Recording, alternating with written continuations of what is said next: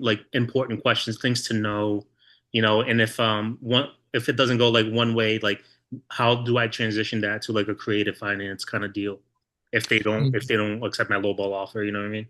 Right. Yeah. And I'm definitely, this is I mean, this is why I'm here too, right? Because creative is one of these things that, I mean, I don't want to scare anyone away, but it scares me. It scares me. So this is why I'm here to try to learn Yeah. more about creative. And I mean, I've only done 3 creative deals and out of 70 other closed deals.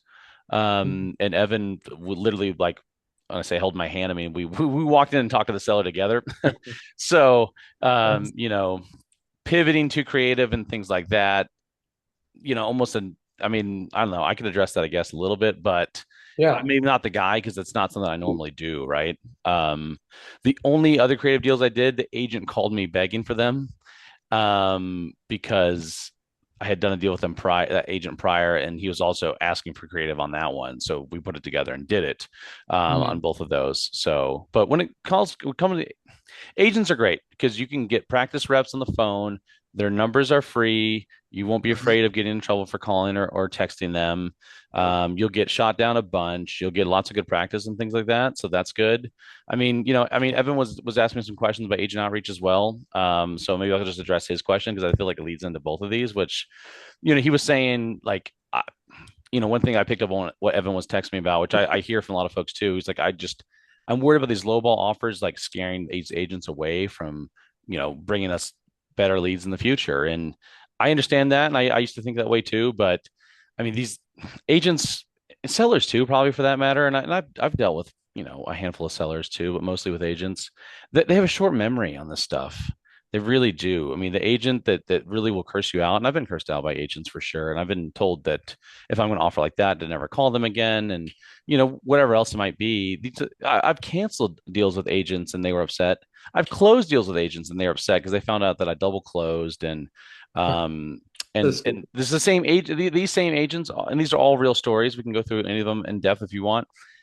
All of these are real stories from agents that have called me back begging for an offer, and then we closed the deal together. yeah. So, you can't offend an agent for real. I mean, they might seem or pretend to be offended and things like that. And as far as pivoting to creative, I don't know. I'm really the wrong guy to ask. I'm very jaded when it comes to creative and the sort of like creative pivot. You know, I think there's the idea that creative is going to work for almost everybody and cash works for almost nobody. But at the same time, everybody wants to sell their house outright, and nobody wants creative from the get-go, at least in their mind, right? So Mhm. it's finding out where creative makes sense or where any offer makes sense for that matter, or any type of offer. I Yeah. think just assuming that somebody should take what we have to give them or want to give them is kind of Mhm. silly, and we need to figure out what makes the most sense, for that So situation. with Um, you are doing, sorry. no, Um, no, please, yeah. you're going direct to seller, so like you're looking at um listings on, the MLS or Zillow or whatever, and you're finding out who that person who owns that house instead of talking directly to the agent, or are you talking only to the agent? When we're talking about the agent model or looking through Zillow, right? We're talking about talking to the agent, right? So Okay. if it's listed on Zillow, call that agent, have a conversation, and give them an offer. Okay. All right. How about this, Rudy? I don't know if this would be helpful just for like Lucas to have kind of a simple breakdown of this, and then maybe we can get into the creative. So like, for example, as an intro, like let's say you call the agent. What are you like initially right off the bat kind of going into? Yeah, Like, for what's me your intro? personally, and okay, there's just generally two ways of doing the agent model. I Okay. and I think most people do a blend of both, but some people don't, and I do a blend of both. I call it. Everyone calls it different things. I call it MLS agent outreach or agent outreach, right? So MLS outreach is that we're reaching out to MLS listed properties. Mm-hmm. Um, and then agent outreach would be I'm just sort of cold calling an agent, seeing if they have a deal that would make sense for me. Okay. Obviously, I like to blend the two. I would say 90% of my deals have all been listed at one point, Mm-hmm. and we're most likely listed when I made an offer on them. I have gotten some deals from those agents that were not listed, and I have been reaching out over text the past year and a half for deals that are not listed, and I've Mm-hmm. gotten maybe 5 from those texts that I've closed. Okay. Um, so, I mean, for me, I probably similar how I would treat a seller, which is probably different than maybe Evan or other people would treat a seller. Mhm. But I'm not trying to come across as a wholesaler. I'm not trying to like totally give them a gotcha moment. I'm just trying to get as much sort of candid information as they're willing to give, Mhm. and then make an offer and move on. Get their email and make an offer and move on. That's my method of doing it. So Can if an we eight, practice just a little bit so he can like hear what this sounds like? Like just very raw, like it doesn't have to be yeah, perfect, but just like let's say I'm the agent, right? You call me, I have a listing. yeah, I Okay. would say, hey, Evan, and you're gonna say, Yeah, hello. hey, I'm just looking at this listing here at 402 Easy Street, Concord, Yeah. North Mhm. Carolina. Yeah, that's our listing. How can I help? Yeah, I mean, I'm curious what you can tell me about it. Well, I guess it kind of depends on what you want to know. Like, are you kind of thinking about as like an Yeah, investment or like what are you thinking? I'm not moving the wife and kids in, so I Oh, mean, okay. I guess off the bat, I mean, is it currently vacant or occupied? I mean, Mm. was someone living there, or were they using it as a rental? Yeah, no, the sellers are currently living there, and they're going to be moving to they're moving basically they're downsizing, and so their goal is just to like really kind of get it sold as soon as possible. So Okay, so they're older. They live there for a bit, and the kids are moving out now. yeah, they've been there for what 30 years now. So yeah. Yeah, I mean, I look at the pictures. It looks pretty dated. I mean, honestly, that's why I called. I mean, we love properties Mhm. like this that we can, fix up and modernize. But I mean, if they're downsizing, I guess worst case scenario, they could probably just stay put in the house. So, I Mhm. mean, our offer might not make sense, but I'd love to put something in front of you. You can at least help get them, you know, moving as far as like seeing offers and figuring out what how this will work for you. Yeah, yeah. Did you have an idea of kind of what you're hoping to offer or? No, I mean, I really need to kind of take it down and peek at some of the comps. I just want to get a conversation going with you at first. I mean, if you want to Okay. text me your email, I'm going to take a look at this a little bit deeper and get back to you with the number. Perfect. Sounds great. Cool. That's awesome. So, Lucas, does that make sense? Or like, does that feel like you could do that? No, it does. Yeah. So you never make an offer on the phone. You just email them an offer. Yeah, again, it's not gospel. You Right. can copy what I do or not, and Yeah. and everybody teaches or does it a little bit different, but that's how I do it. Okay. And Hmm. Um, wasn't necessarily taught to me that way. And a lot of people talk about, oh, we want to give them a kind of like a verbal and soft verbal. And I mean, to Yeah. me, you really, for me, I find, especially with agents and listed properties too, the real way to uncover motivation, unless someone comes out and tells it to you. And again, I was kind of discussing this with Evan, like a good agent should not tell you the motivation. Right. You can ask it 800 different ways and they should be a brick wall. Obviously, that's Hmm. annoying. That's not what I want. It's not what anyone wants. The sort of Yeah. bad agents, we love them. We're going to do deals with those kind of agents. yeah. Now they're less organized, they're less on the ball, and they're a pain in the ass in other ways, but they're the kind of agent that we're most likely going to get a deal done with, if I'm being frank about it. Yeah, for sure. I'm not trying to take advantage of any situation at all, but I mean, again, that's just representation and motivation and everything else. And again, with an agent, maybe I mentioned this too, but you're looking for a motivated seller and you're looking for a motivated agent. Hmm. Yeah. You want to at Yeah. least have one or the other. It's great when you have both Yeah. because I've definitely closed deals, and I think it's easier to do this on market than it is off market. I'm not saying it's easier to do on market than it is off market. I'm just saying it is easier to close deals that are less motivated on market. If you have a Hmm. motivated agent, really pushing them along. And I've done some low Yeah, motivation deals. that's true. And I say that to tie in what I just said is that unlike a lot of other people doing MLS strategies, I give everyone an offer. And I didn't always do that before. I've ripped off 50, 60, 70 calls and then sent out four offers. And I think that's silly because I've seen deals, I've done JV deals with people, and I'm like, why do we have this under contract? Where did this contract come from? This house is moving ready. Like, why do we have like doesn't make any sense? Yeah. Hmm. But we found a link to motivation and putting that offer in front of them, how they respond to it, counter or otherwise, is going to really show us if they're motivated.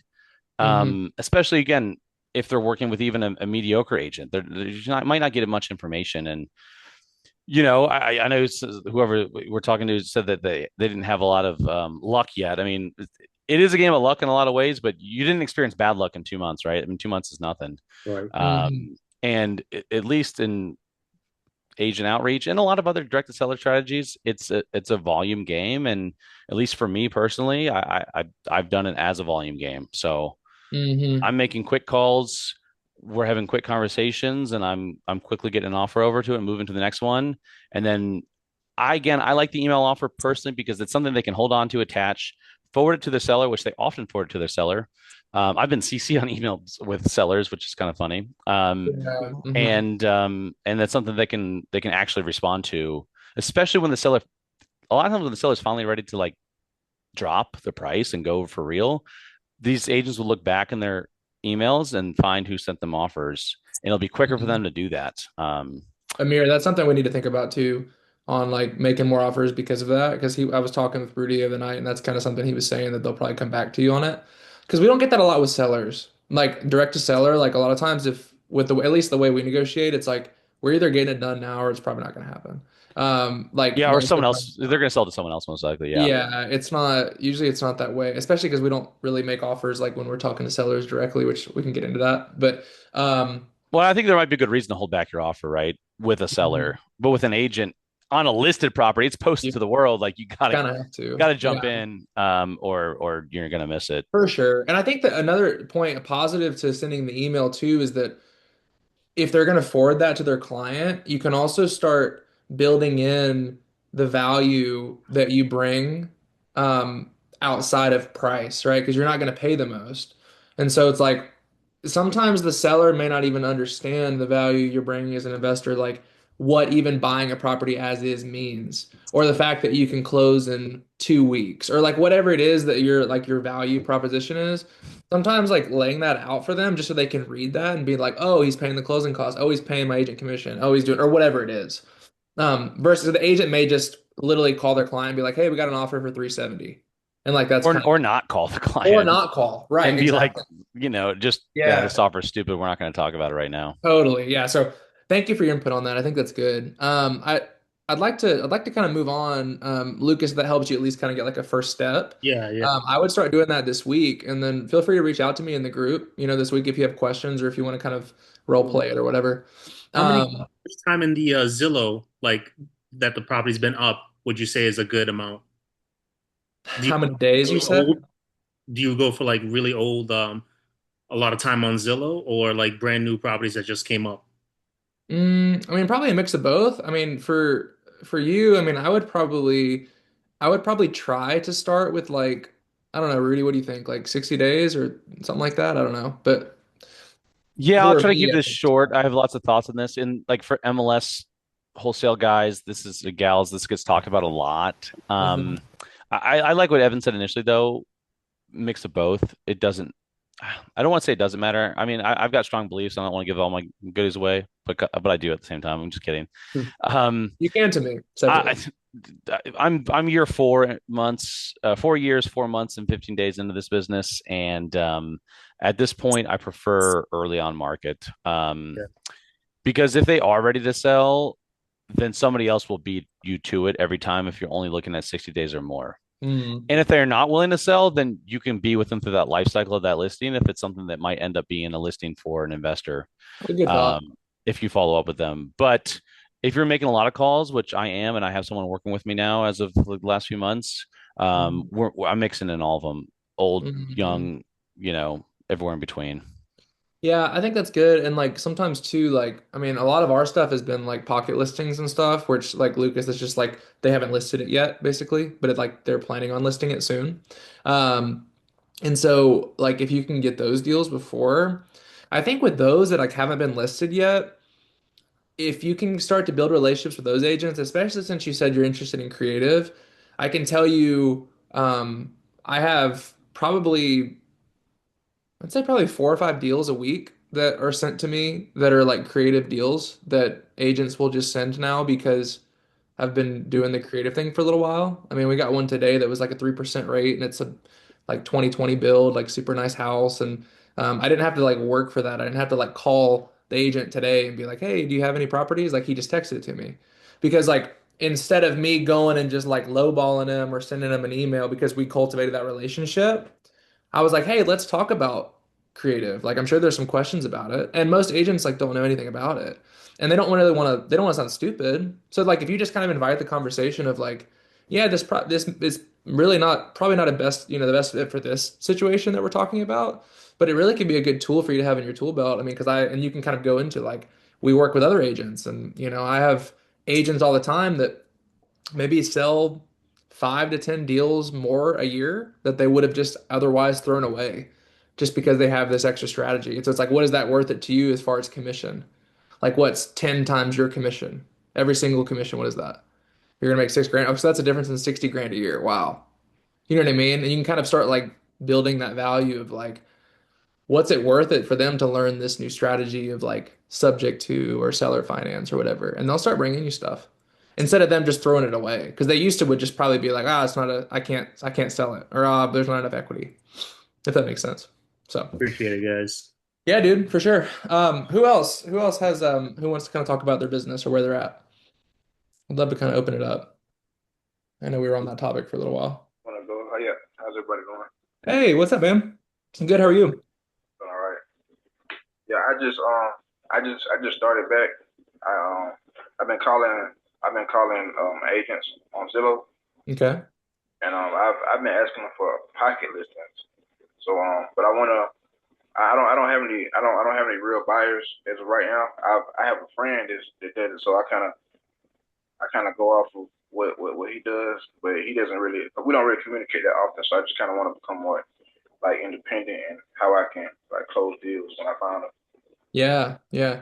You said you're kind of coming back. Are you looking to get like your first deal under your belt? Have you done some deals or like where are you at with that? Yeah, I've done some deals, but it was years ago. Like, I closed some deals in 2022, Okay. and then I just kind of fell off. Okay. So those were like wholesale deals? Yes, Okay, and you were just wholesaling like cash? yes, just cash. I, Okay. I I've been trying to create finance. Yeah. Okay. What would you like to do? Like, would you like to focus on wholesaling cash, creative, like having both in your tool belt? Like what are you kind of wanting to work on? I prefer to do both, but I Hmm. I do want to learn about creative finance. Okay. But I don't know. I know the concept of it, but I just don't know like how to Mhm. how to present it.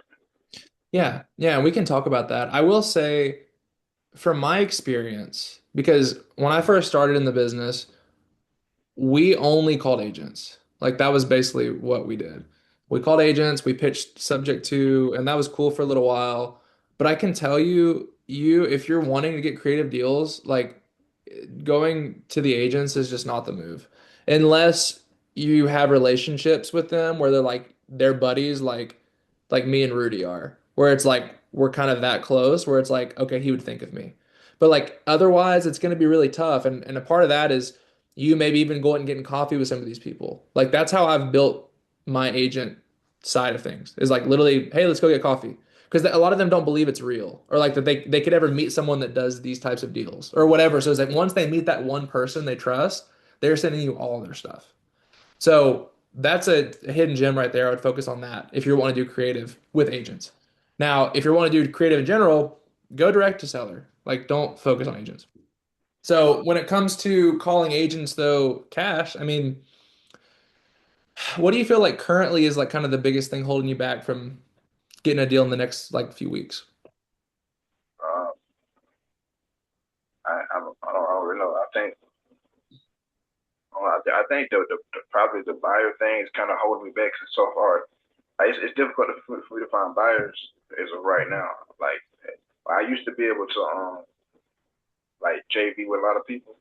Hmm. It's not it's not the same. It's not the same like how it was. Like, I was I live in Atlanta, so the group that Okay. I was in a big group of people, and it was easy to like kind of like network. But it's not the same. 'Cause I'm older and I'm more like isolated. So Gotcha. I feel like I need to like network with more buyers. Hmm. I have a pretty big buyer and I have a pretty big guy that owns like a dispo company in Atlanta. So if you have a deal, like I can help you with that. And if not, I would recommend like, okay, let's say you have a house that's worth $300,000. Let's say you got it under contract for $1. Would you have a hard time finding a buyer? You know? Okay. So it's like that kind of tells you like find the deal first. You know what I mean? Like find a good deal. Gotcha. Now, I do think it's good to have a couple good buyers, especially if you're kind of getting back into the groove of like analyzing things. Get like one or two buyers that you trust that know that area. Maybe go to local rent and just ask them like, hey, like if I start sending you some deals, I'm kind of either new to this or I'm kind of just trying to get back in my groove. Like, can I trust you to send you some deals and I will send you all my stuff? Or I'll send it to you and I just want you to tell me exactly what you would offer based off the pictures, based off this, and I'll try to get below that and negotiate my fee. Like that's a good way to kind of learn like how to value properties if you feel like that's kind of a difficult thing, or if you're worried about not getting a good enough deal for a buyer. But does that help at all, or does that make sense? Yes. Did you say local rent? Yeah, like a local like real estate meetup. Oh, local. All right. Yeah, totally. Yeah, and you're gonna have to kind of test that out. Like there's gonna be some people that you send deals to and they don't respond, and then it's like, all right, I'm not sending you any more stuff. But there's gonna be a few guys, like there's a guy right now Amir and I just got a deal locked up. I sent it to him, and within like 10 minutes, he was like, "Hey, here's where I need to be." You know what I mean? Like that's kind of like what you're looking for, like someone that really knows what they're talking about, and they're going to get back to you with at least a solid offer. Because then you have the confidence to be able to go to the seller and say, "Hey, this is where I need to be." You know what I mean? And you kind of know that you're taken care of. So if that's like kind of a concern, that's how I would go about it, man. Okay. That makes sense. For sure. Yeah, Rudy, deals are way more valuable than buyers, for sure. I got a question about the real estate agents too. Yeah, what's up? Is it better to try to go after deals that's already MLS or deals that they could possibly be like working on? Rudy? Any thoughts? I mean, yeah, we kind of touched upon it a minute ago, but maybe I didn't fully suss out that idea. But short answer, both, right? Are off-market deals more valuable to the marketplace? Arguably, yes. Can you close in wholesale deals that are listed? Yes. Does it come with a little bit more issues and headaches? And are they harder to get at a price that makes sense? Yes. So I think a lot of people only call for pocket listings. Any MLS listing I call, it's a twofer, right? We're trying to make a connection, hopefully, somewhat. They don't have to like me, but just remember me and think that I'm competent enough. Likability is only goes so far, especially when you give them an offer that they hate. And you know, I'm always asking, what do you have coming up? Mm, Um, again, not trying to give away all the sauce a little bit, but I don't use words like pocket listing or off market or things like that because a lot of agents don't respond well to that. And maybe I'm just a wimp and scared, but also I've just that's good. over the years I've realized that these words start to turn people off. People are like, oh, that's illegal. They get really it just agents are weird people. Mm, Um, for and sure. so I try to, what do you have coming up? Like you said, what are you working on? Love that question. Do you have any other sellers that are selling as is?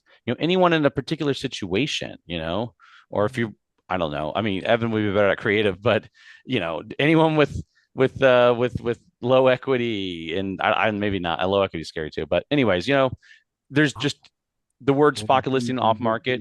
They get a lot of people saying that and they think that there's a lot of incompetent sharks out there like us. And when you say, what are you working on? What do you have coming up next? What are you gonna list? It's like, you know, and you'll see people. Well, I put everything on the MLS. I list it all. Cool, cool. I buy off the MLS every day. Please send out. Let me make an offer. Yeah, So I yeah. just try to use certain words that are a little touch disarming if possible. That's good. That's a really good point. And we do the same thing with like what you were saying with creative, and we can get into that too for y'all that are kind of like having questions on like how to talk to somebody about this. I just got done explaining sub two to an agent literally like maybe an hour and a half ago, and we talked about it for probably 30 minutes. And it was great because we weren't talking about it in the sense of like, I really want your clients to do this because it's best for them. It was just like, hey, let's just talk about it as a general concept, like just so you can understand, so you can have this as a tool in your tool belt. And it's way easier to talk about it when you're talking about it from that lens versus they feel like you're trying to get something from them. Um, does that answer your question, Zach? Yes, yes, it does. Cool, man. I just got in the group, so I plan on going through like the rest of the recorded calls so I can kind of understand. Yeah, man. I don't have any real questions about credit finance right now. Cool, dude. Well, when you do have questions, either hop on the weekly calls and we can talk about it, or feel free to ask that just in the community. I'm trying to get more people to ask questions throughout the week so I can answer them, and so everyone, because a lot of people are going to have the same questions as you. Okay. And also feel free to shoot me a DM too if you want. I'll give you my number if you want to just text or call. We can always talk a little bit more about your business if you want. So All right. nothing to sell, but happy to help. Um, Okay. uh, who else has something? I'm sure there's got to be someone else. Rudy, if not, I would love to hear about your sub two thing that you were going to tell me about. If you Oh wouldn't mind man. sharing. I would Yeah. I love to hear mean, this.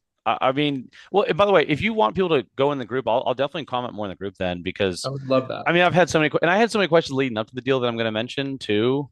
Hmm. And then it turned into a shit show and a half anyway. So, and maybe you could spin this overall into like, is there a sub two checklist for someone like me that doesn't touch sub two enough to get Yeah. with? Yeah. I think this would be a Because, really good thing to talk about. yeah, because again, I don't do a lot of sub two, but I do think I understand the business. I understand the game. And man, I miss something. I'm curious your thoughts on what you would have done differently. But, Yeah, let's talk about it. um, I mean, yeah, long and short of it is on this particular sub two deal. Um, I thought I was dealing with competent people all around, and just none of them were. So, I mean, which sucks because I thought I was, Is it an but agent or a seller directly? it was an agent, and we were talking to the seller. Okay. Um, Incompetent people, everyone involved, um, including me, certainly, obviously.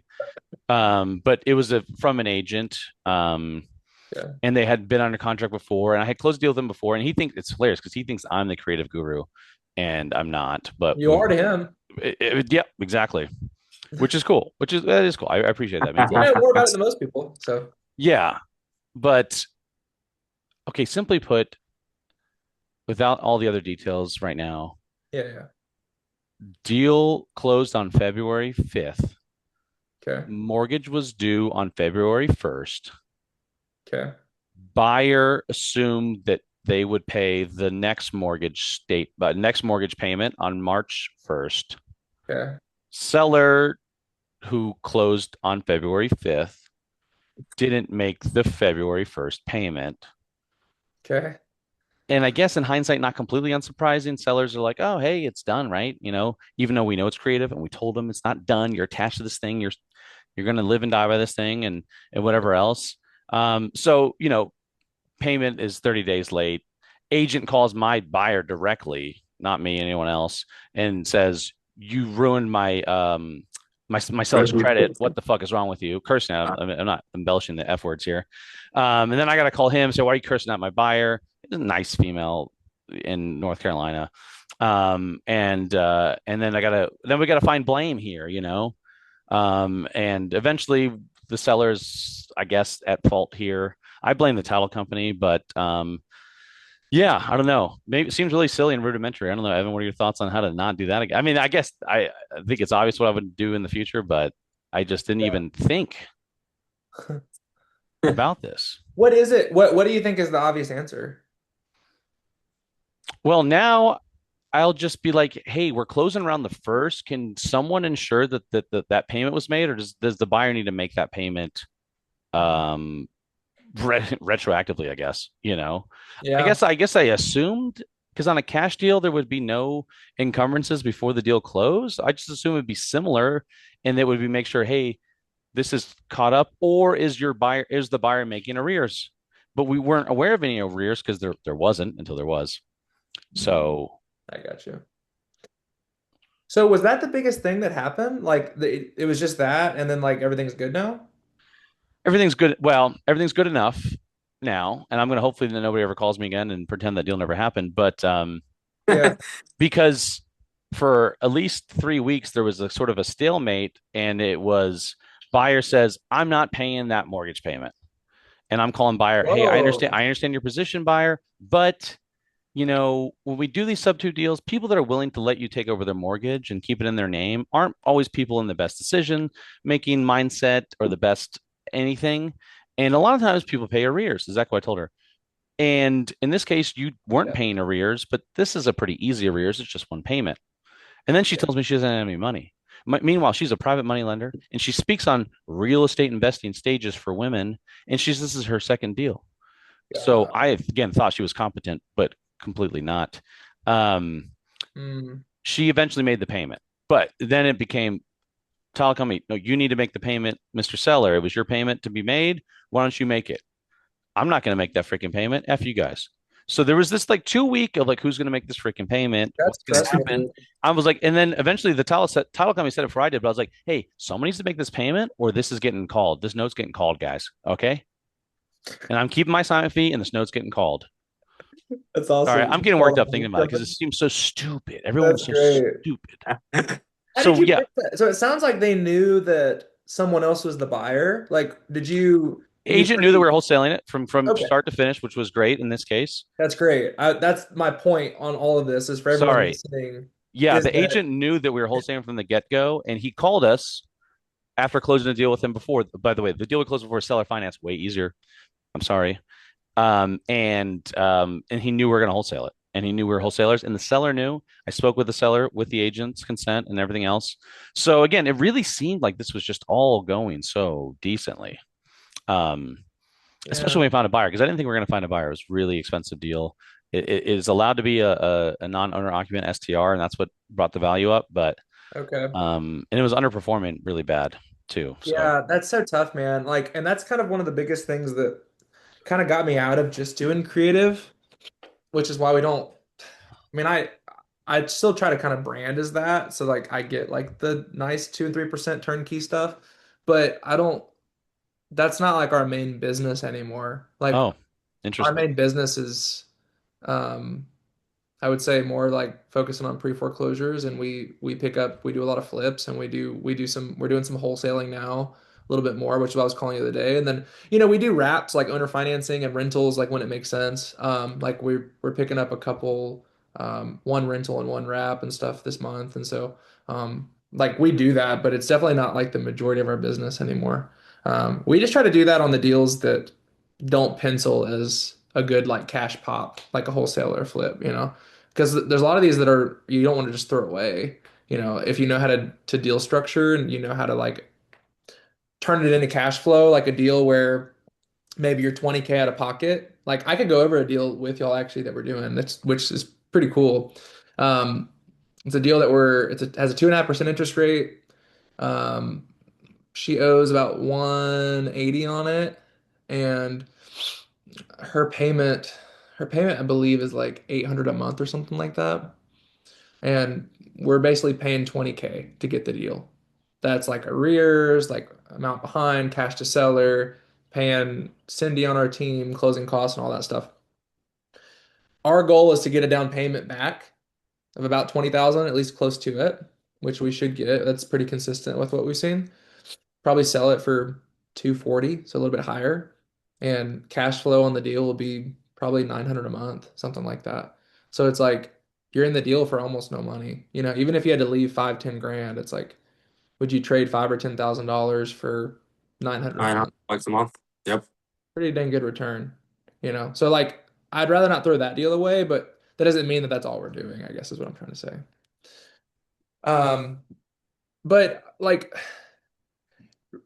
Rudy, I think it's tough because sometimes that stuff just happens. Luckily I haven't really had much trouble with like the sub two deals we've done. I've had um two times that buyers missed payments after doing over 100 of them. So that's a pretty good percentage, I feel like. One time it was solvable. The other one, he got behind. And we got the property deeded back to the seller. And it kind of sucked. It was just one of those moments that just had to kind of eat crap and be like, I'm sorry. are their credits really ruined? I mean, is that like true? I don't own a I home, mean, I guess it just depends how long it goes on for. but just like a 30-day missed payment, like No. I didn't think. I mean, I don't know. I don't know. No. I I don't mean, have a because mortgage. it's not even reported to your credit until I think yeah. Anyway, it's just, Yeah, but there was a lot uh, of hullabaloo about this, right? You know what I mean? And that's always the fear. So yeah, it of made me feel a lot of things. I felt annoyed course. and bad all at the same time. Yeah, of But course. You did everything you did what you could, man, and you were trying to be a middleman even though you didn't have to, and I think that's respectable. And I think anyone that's wholesaling sub two deals, like for anyone here that's trying to do that, you need to keep in mind that, make sure don't just focus on like the check that you're about to get. like that quick 3, 5 grand. Think about if you're gonna get a call back, 6 months later, a year later, because you went with a stupid buyer that doesn't know what they're doing. It's like you got to think about that. And trust me, I've been tempted. Like there's been times people have flashed, "Hey, I got 10 grand for you as an assignment," but and I had someone else that was willing to pay 2 grand, and I went with the guy that was paying two because I know the guy paying 10 has never done a deal before and he doesn't know what he's doing and he has like $100 in reserves. It's like I'm not trying to get caught up in a lawsuit. You know what I mean? Like some stuff we got to think about long term as business owners, not just getting a quick check. So Well, and to be honest, I might not touch this deal if it was done again, right? This buyer I thought was competent, private money lender. I'm told, go yeah, check her out. Her Instagram, she's doing this, she's doing that. And yeah. she put, there was two deals, two properties, one seller, one agent. She put 180 grand down, including our fee on both the total on both of those, which Wow. helped me What? think that she had a lot of money. I didn't think anyone was going to buy Dang, this deal, by the dude. way. I mean, the purchase prices were above 700. You sent this So, to me, I think, if it's the one I'm thinking of. yeah, I sent it to you. Yeah, yeah. Yeah, yeah, yeah. Yeah, the purchase prices were pretty high too. And again, it's the one where like I think a cash deal could have worked here and I tried, but the seller just wanted what they wanted. Hmm. And the interest rate was really juicy, but they also wanted the seller finance portion. And I don't know, somebody else found this buyer, and I personally vetted her, and I had every reason to believe that she was good enough. And I guess she's good enough. We'll see. I don't know. I hope I get another call though, and I certainly could, right? And you just Yeah. said you want to make sure you'd buy a deal from you'd have someone you sell a deal to someone for less, knowing that they're a better buyer. And this is one of those times where it's like they put a lot of cash down, but now I know it might be all they had. And Yeah. if they don't turn this Airbnb around, then I'm a little nervous. Which is probably why in my head I'm like, I don't want to touch these things because Yeah. they're not done when they're done, and that's the beauty of a cash deal. It doesn't mean you shouldn't. Don't listen to me, guys, but that's why I'm here, right? I want to learn to do it better, and Yeah. I don't want to approach everyone with a creative offer, like so many people seem to do. But I want to be able to take these opportunities when people call me and say, "Hey, can you help me out here? You're a good Mm. real estate guy." And I want to be able to figure it out, and that's kind of why Yeah. I'm here Yeah. because a lot of it is just hard for me to read it. If it's like if it doesn't cash flow as like a normal rental, I'm like it must not be a good deal. Throw it away. And it's like I Mhm. think there's more to these things, and I don't know. Which we could break that down too, like literally like any of these deals, just kind of see because you're right. When you look at these sub two deals, especially as long-term rentals, hardly any of them make sense anymore. But when you look at them from owner financing, they make a ton of sense. Um, like, I mean, dude, I mean, it's like you got to think about like I think our average wrap cash flow is like I'm looking right now. It's probably like eight. 900? It's like, yeah, like 880 a month, something like that per deal. So it's like, how many deals do you have to do to replace what you're making now? If you're in this group, like for a lot of people, that's like what, 5 to 10 deals? You know what I mean? Like that's not chump change. And it's not the $40,000 flip or whatever it is, but then you don't have to go find the $40,000 flip. It's like, But don't you usually and we should go over this another time, and I'll put some stuff in the regular thing now. But I mean, don't yeah. you usually kind of like take a down payment? That's almost like you kind of create an assignment fee or flip profit on the front end too. Hmm. Yeah, I mean it's tough because a lot of times from what we've seen, unless you're into the deal for like very little money, especially if you're dealing with like pre-foreclosures like we are, there's always going to be some arrears, right? And so you're going to have to catch those payments up. And that's usually at least 10 to 15 grand. And so, with our price point, we play in like probably the 200 to 400 price point. Um, it's like you're already at 15 to 20 grand behind, and then you probably want to give the seller a little something, pay closing costs. So you're going to be in that deal for probably 10%, roughly. And so your goal when you go to sell it is to at least try to match that or beat it if you can, because you don't want to just leave 10, 15 grand in every deal that you do like this. Otherwise, it's going to be tough. But yeah, I mean, you're not going to profit ton on the front end, but the goal is to capture a couple things. One, like the income stream of getting that 800 to 900 a month cash flow, but then you're also creating kind of like a future, like a net worth or like a retirement account for yourself where you owe on the underlying 150, you sold it for X, they owe you 200. It's like there's a 50K spread right there. That at some point when they sell the property or refinance, you're going to get another check for 50 grand on top of that. So that's kind of like your future self is getting paid. You know what I mean? So you're kind of sacrificing on the front end, but you're getting paid over time, and later for it. So hopefully that makes sense. Does anyone else on here have questions? I'd love to hear kind of anyone else on where you're at in your business. If you feel stuck, happy to answer anything or just brainstorm with you. And if not, if you're cool where you're at, that's cool too. 5 seconds. Uh-oh. Four, three, two. All right. AJB, Tony Green. Hope you're doing well. I don't know if I know y'all or if we've connected, but um, would love to hear a little bit more at some point about what y'all got going on in your business. Feel free to comment in the feed in the community. Sounds good, Evan. Maybe next time. Today I'm a little bit not ready for the call, so probably next call we'll talk a little bit more Yeah, about me. man. But Let's do it. I'll send a DM to you. You'll get a DM from me about something else. Sure. Awesome. Sounds great, man. Nice to meet you. Likewise, man. Cool. Rudy, Can good I throw, talking, man. can I throw a deal in the chat? Of course. That's a real question. I was just gonna put it in the school thing. Do you want me to share the address or no? Yeah, fuck it. You guys want to call it and take my deal? It's fine. It's fine. All right, let's see. Can I put a picture in here too? All right, great. Cool. Here. I sent you a mortgage statement too. It's loading. And for me, I didn't really look into this deep yet, but the city name scares me. But I feel like that city name wouldn't scare you. So Jasper. yeah, Jasper. I'm just like, where is that? Why is that? Who would want to deal with a sub two there? Yeah. Okay, so like for everyone in the group, like first thing I'm looking at is like when did they buy it? So 2022 February, so they probably have like a decent rate.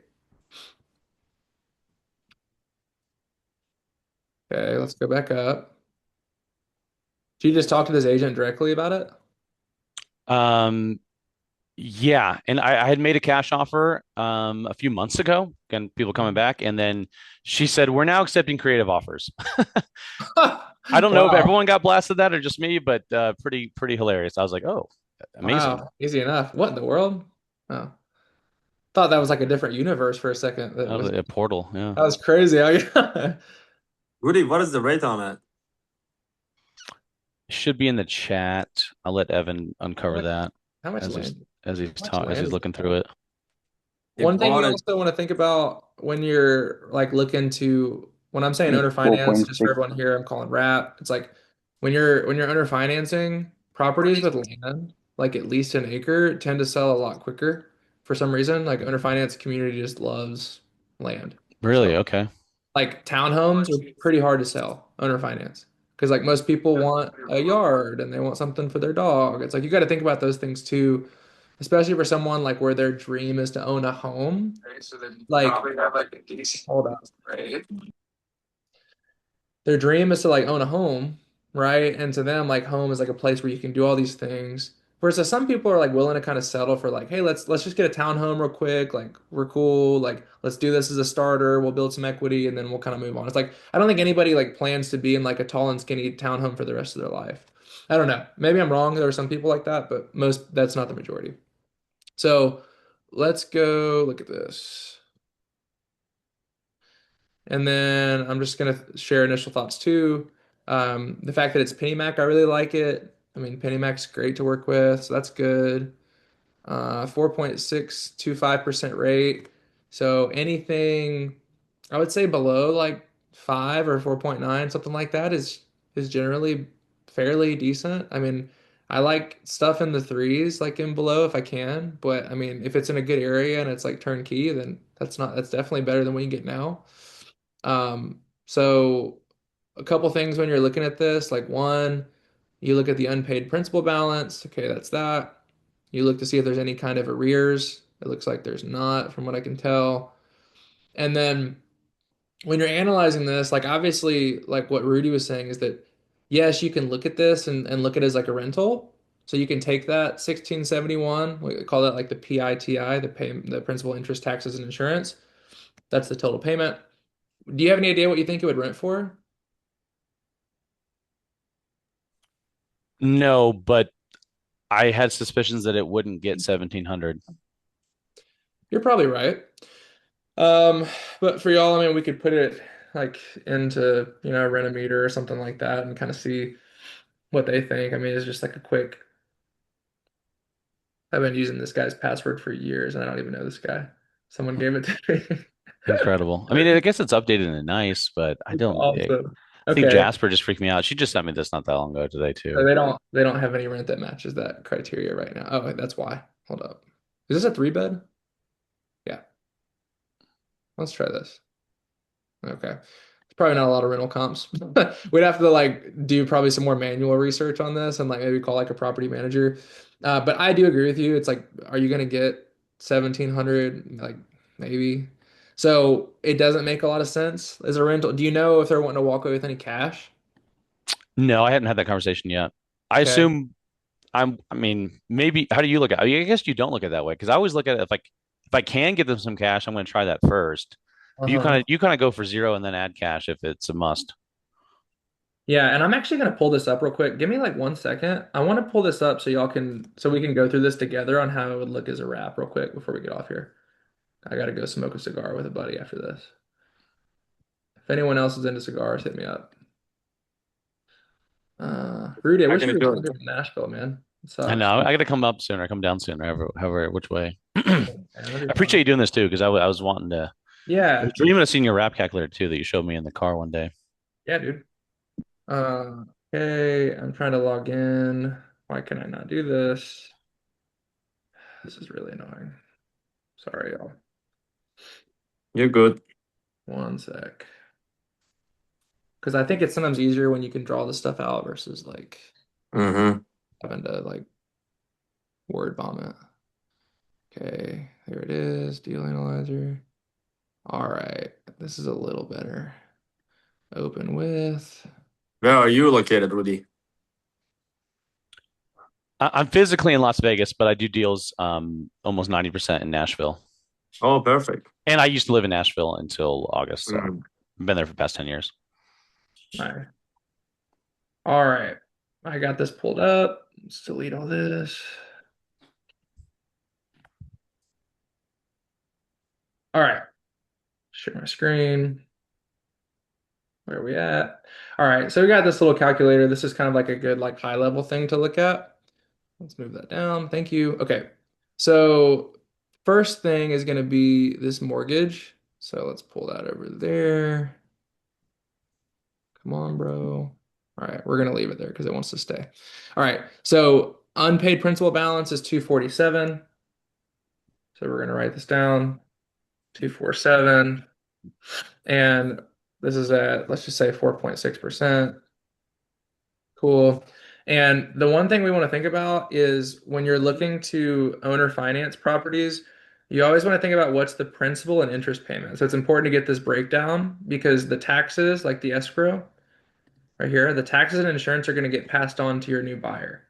So the only thing that you have to think about on your end is the principal and interest. Okay. So 413 plus 954. I'm bad at math. 1350. 1367. Okay, perfect. Let's say 1360. Cool. All right, so that's 1360 a month, P principal and interest. Second thing is walk away. So how much are we giving the seller? How much is the agent gonna get? That kind of thing. Let's just say agent gets what? I don't know what that would be. 9 grand or something, or six, or I don't know. Whatever you can negotiate. Maybe we're in the deal for 10, let's say, between agent and seller on something like this. Okay, next thing we have to think about is repairs. It looks like on this there's probably very little or nothing. Let's say zero. ARV, what do we think this property is worth? Since it's basically turnkey, what do we feel like the property is worth now? You have any idea? I'm trying to quick comp now. Even just like a rough idea. What's the I think it was 14? listed at like 280 or something. Yeah. So, I It's in mean, a good shape though. yeah, it's good.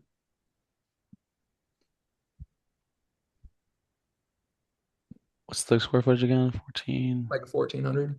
1432. If Yeah, anyone has I feel questions, like 250, 260 is probably a more realistic ARV. Well, Sutherland sold for 289. I think 280 is probably around the ARV. yeah. Okay, let's just say Mm-hmm. 280. So 280 ARV, arrears, there's nothing behind. So the next thing we got to think about is what's our OFV, which is our owner finance value. The reason why this is different is generally you're able to sell a property a little bit more because for a higher price because you're offering owner financing to somebody. It makes sense. So, I mean, for me, usually this is like 5 to 10% difference. Recently, I've kind of haven't really been pushing the limit on this because like I'm trying to value the speed of the deal versus trying to like maximize it. So, like for me, I would probably still sell it at 280, honestly, like something like that. So let's just say 280. Okay, cool. What just happened? I just got kicked out. Whoa, did y'all see that too? All right. And when you mean Down owner payment. finance, you mean who you'd wrap it to, who you'd finance it to? Yes, Okay. exactly. Yeah. So what's our down payment on something like this? Let's call it probably 20. Maybe Evan, let's do like 290 so that it Okay. kind of like shows the Yeah, difference. that's cool. Yeah, good call. So 290 purchase price, that's what you're selling it to them for. They give you a 20K down payment. So what does that make their mortgage with you? What do they owe you? 270. 27. 270, right? And this price point, you're probably gonna offer it at like 7.9%. So now what we need to do is we need to figure out what is that payment going to bring us in every month. Okay. So we're going to go to our handy dandy calculator. We're going to put in 270, 30 years at 7.9%. Hit enter. Okay. So this brings us to 1960 a month. So everyone see that? Okay. So that's 1960 a month. So now we have all of our numbers. So now this is a kind of our profit box, these last three. So this is going to tell us what are we profiting on the front end, what's our cash flow every month, and then what's the difference in what we owe on the first mortgage and what they owe us. That's kind of like our equity position, right? So our cash up front, we spent 10 to get into the deal. We got back 20. So we're what? Plus 10. So there's like your wholesale fee, right? Like plus 10. Mm-hmm. Okay. Yeah. Cash flow per month would be the 1960 right here minus the 1360. So what is that? 600 a month? 600? Yes, sir. I beat you to it. I'm faster. Not joking. He's gonna beat me on this one. 600 a month. Okay, and then what's our note position? Come on, Amir. Node is almost 43. Okay, yeah.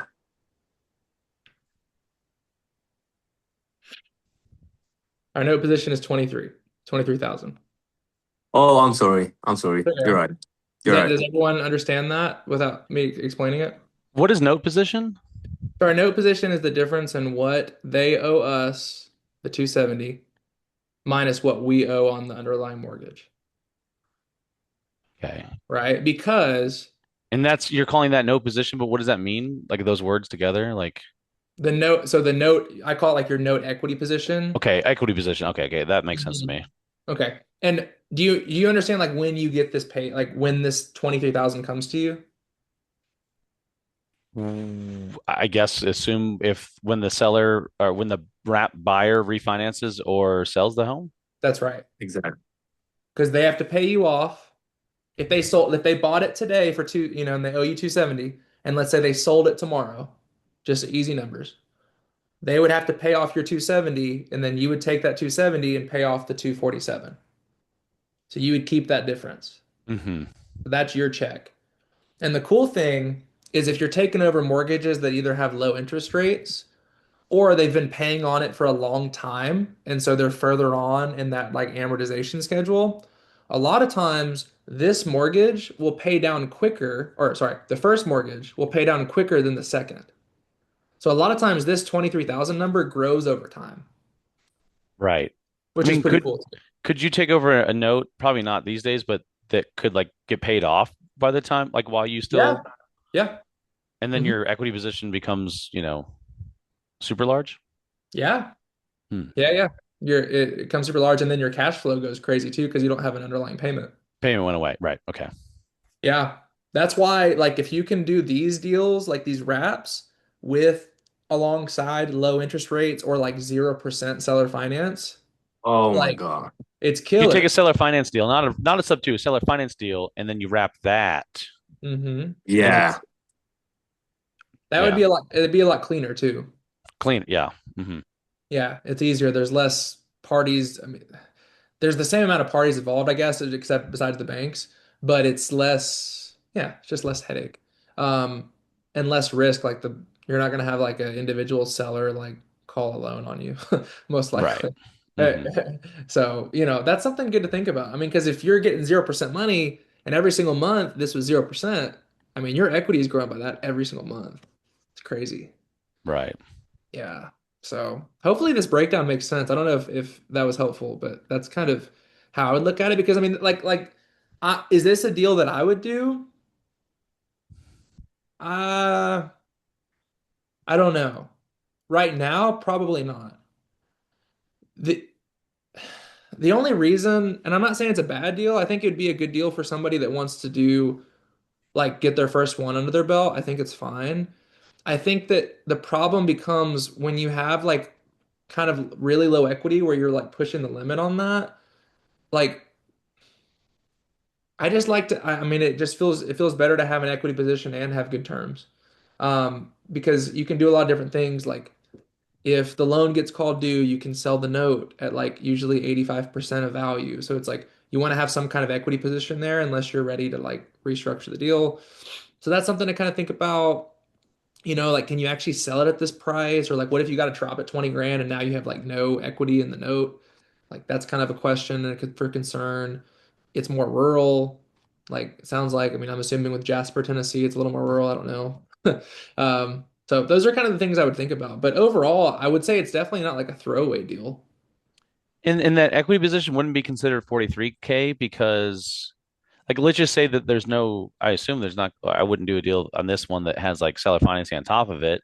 So my purchase price should be like 247, right? Technically For you. Yeah. for me. Well, yeah, I guess it would be It's 250. actually 257. Yeah. Okay, because we're probably gonna end up giving them something. Yeah. And Well, I'd your say purchase price, technically, it depends. Like, I get confused in this part too. Does it not really matter though at the end of the day? Because it's like the money goes where it goes. yeah, I mean, it goes where it goes, but I mean, like, for like, if you're keeping something as a rental, like tax purposes, like, ideally, you have the lowest purchase price possible. So, like, what we'll do with the agent is we'll make like the agent commission as a closing cost instead of a part of the purchase price. Yeah, So you can do stuff like that, but I mean, it's not going to make that big of a difference. that's how I would see like an add-on charge on the HUD or something like that, Yeah, like it yeah, normally would. It's a commission, right? I mean, it's separate. totally. Mm-hmm. Yeah, and I don't know if I answered your question about that because you were like, wouldn't it be 43? Where were you getting that number from? The mistake that I made. Oh, I Yeah, see. because you're saying because we're selling to somebody at 290 and we only owe 247 on it technically, right? I mean, Hmm. that's where I was Yeah. getting it from. Can you, looking at this, can you try to see where, think about this, for example. You're selling it for 290, you are right about that. How much do they owe you though After putting down the down payment. after putting down 20? Okay, 270. Hmm. So that's where the 23 comes in. That's why it's not 43. Got that makes sense. Yeah. It's confusing. It's a lot. But you got it now. So I mean that's kind of how I look at some of these deals, man. Yeah, and I'm happy to yeah, share anything you And you don't need. have to do it on this one, but since we're talking about it, so Yeah. that's the numbers, and you said it's like an okay or it's fair enough or whatnot. Yeah. Is there like how do you judge the likelihood of it selling to a rep buyer, or do you just assume that hey, this is nice, you got some land, all the things you said, Jasper's not a city we've never heard of. It's just not Nashville, right? It's somewhere. It's not even Clarksville. It's Jasper. But I mean, yeah. So how would you go about vetting that? I guess that would be, or I should say, that's my fear. My fear is if I'm okay with 600 cash flow and a 10K down payment up front after I pay the agent. Okay, sure. Let's just say I am. I'm scared, wrong, worried, nervous. Am I going to sell this, or am I going to find a wrap buyer? Am I stuck with having to find a new strategy and then going, Mhm. oops, I don't have a new strategy, Yeah. which would probably just make me go, oh, I like cash deals, right? I like wholesaling, I like cash deals, Yeah. which is a cop out because I get nervous, right? I get scared, but I like the idea of this and it makes a lot of sense. Yeah. Maybe there's just no guarantees. You got to go for it. I don't know. Yeah, I understand. I trust me, dude. I deal with the same stuff. Still. Like the one that we're picking up, I'm kind of like have that little thing in my stomach. I'm like, oh my gosh, like what if we can't sell this? But it's like I'm just walking in faith of like, and it's not just faith. It's like But I'm you're going walking to in close faith. on. There's no like really like a period of, there's not a window for you to shop it. No, but that does bring up a good point that for deals that you're really nervous about that are maybe more rural that you would otherwise kind of throw away and you're not super concerned with like locking it up. Those deals you can do Pre-shop. something. Yeah, you can pre-shop, you could go under contract and say, hey, we're not going to close until we find our buyer. Like that is something that you can do. And that's something that I've done. It is Hmm. something that I've done before. Now I was always kind of taught, like, I don't like the way this is phrased, but you get the point where they're like, you can't steal in slow motion. So like if you get like a deal with a strong equity position and a really good rate, it's like don't mess around and try to like pre-shop it. It's like just close on it. Yeah. Because at that point, then it's like you have a good equity position where you could sell it and still make some money. You could turn it into a rental, like that kind of thing, right? But like on the That's deals, like you said, yeah, there where it's like you're like, gosh, I just don't feel good about this. It's more rural, that is a thing. It's low equity, that's another negative. Um, Generally, I think the properties that sell the best are the ones that are sitting around, uh, I would say like 70 to 75% of like the median price point in that area, which probably means the houses that are going to sell the best are also the ones that probably need a little bit of work. Right. Which you've talked to me about separately before, which also intrigued me too, because I didn't realize you could sell like wrap to you couldn't find. I thought it was weird you could find a exactly. wrap buyer that would do the work. Yeah, dude, every single house we've sold has needed at least 40 grand. Yeah, So, that's kind of a brain breaker on my end too, right? Because like yeah, we already talked about me, right? I'm calling agents, and agents are like, the house looks like shit. Let's or just say it needs 40K worth of work, and then what do they say every time? Well, we're looking for someone that will like DIY and kind of move in and fix it. I'm like, yeah, good luck finding that person. right. But now you're saying I gotta find that person to make Right. wrap deals work on that buyer Yes. existing, and I'm sitting here making a living saying that guy doesn't exist. And Take my here's why take my though, crap because ball it's a offer. different person. It's a different person because the person that is not like in your mind, right? You're like, there's no one gonna do that. And you're right. Most people are not gonna go do that because those same people can already get a loan, so why wouldn't they just go get the nice one? Okay, yeah, That's why. right. That's the whole point about this is financing folks that don't want to, not interested, or can't. Yeah. Can't actually Yeah. can't. This is Can't their, is I that the mean, like, biggest is that the biggest buyer that they can't? yes, Okay, 1000%. Almost okay, all of them cannot. can't. Okay. So Yeah. that's what I got to keep in mind. That's your selling point. You are We the don't, financer to someone who cannot be financed. dude, yeah, it's Exactly. like we don't sell houses, we sell financing. Like Right. that's the thing. It's like I mean, you think about this from your end, right? It's like you're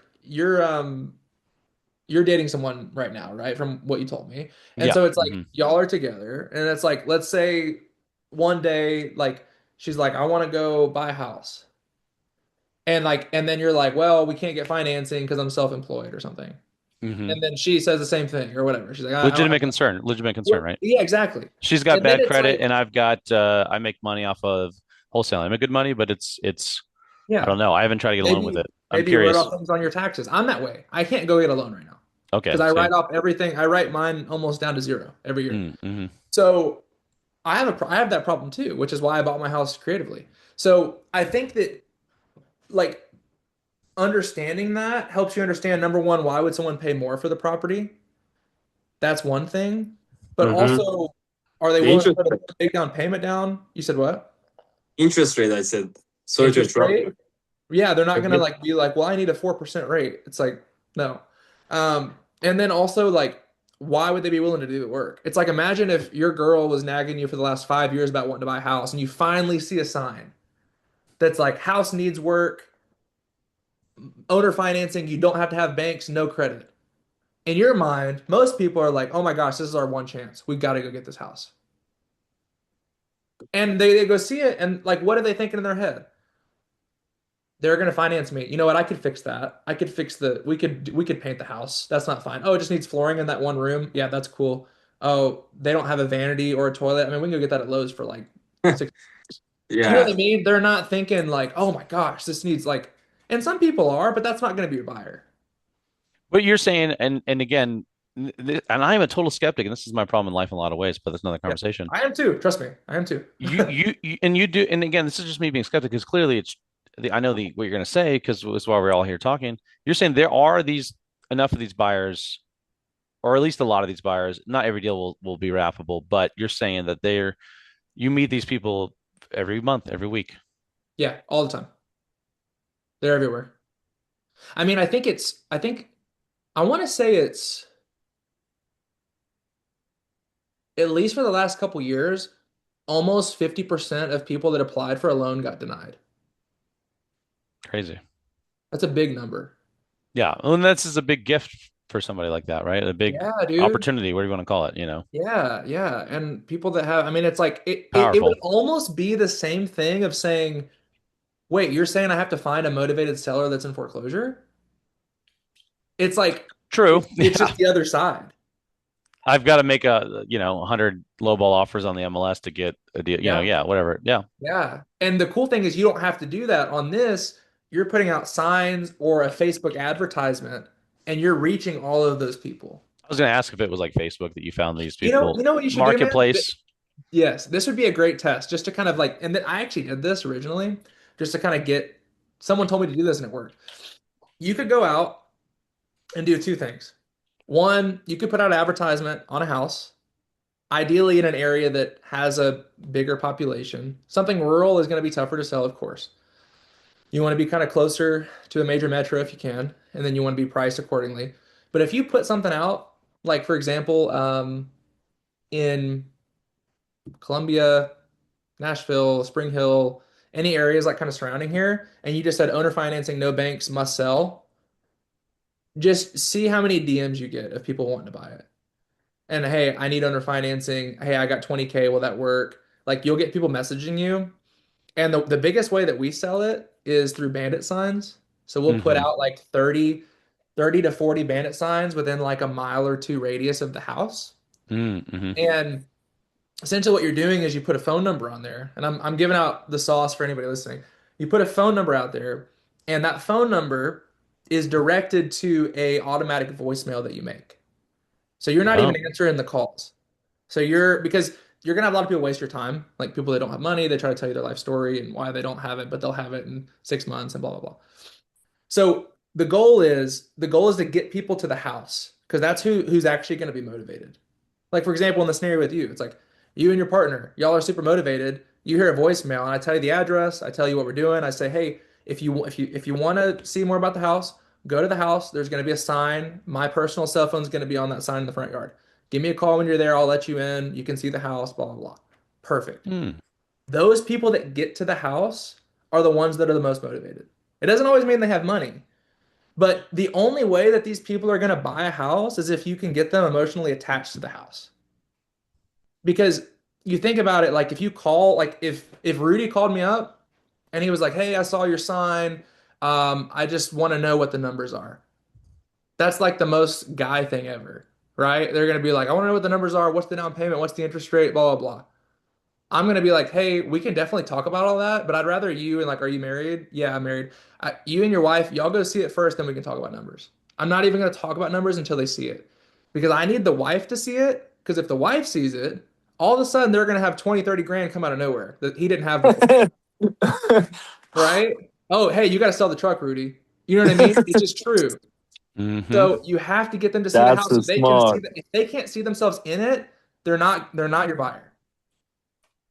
There's the sauce. And that's how you're going to sell those houses. Love That's it. so smart. Hopefully that helps. Well, Love no, y'all. dude, this is great. I appreciate it. Yeah. Yeah. And Amir, do you work with Evan or just another Yes, wholesaler sir. that okay. Amir's the sir. man, dude. Proudly. And you guys are crushing it. You guys are killing it. You're killing it, Amir? I think so. We're He is. trying. Amir's really kind of led the way on a lot of the agent outreach stuff we started. And he's So- not gonna be where I located now, is he? No, he's not. Y'all will have to connect, man. What's He's that? Wait, I won't believe where you're located now, you said? Yeah. Yeah, I don't know where. Not in Nashville, I guess. Not even in the States. Yeah, I thought you might say that.